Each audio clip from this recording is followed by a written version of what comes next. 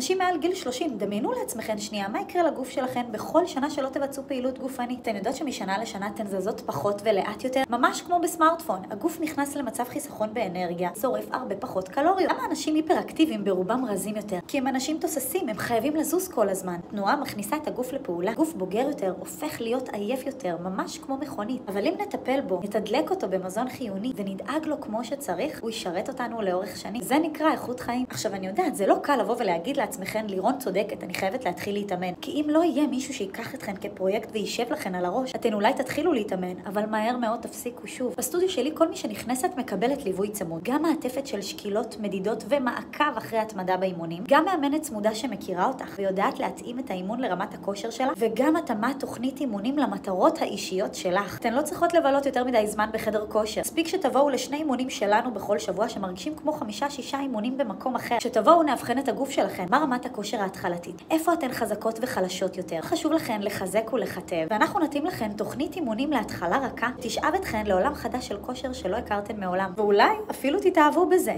אני יודעת שאתן בטח צוחקות שם מאחורי המסך, אבל תדעו שגם מיטל, מירב, חני ויעל ועוד המון מתאמנות שלי, גם היו צוחקות אם היו אומרים להם לפני עשור שהן התאמנו במשך 8 שנים ברציפות ולא יעצרו לרגע. גם הן היו בדיוק במקום שלכן, והיום לא מסוגלות לדמיין את החיים בלי אימונים. אז הגיע הזמן לשים את עצמכן במקום הראשון. יאללה בואו, אנחנו כבר נדאג לכל השאר.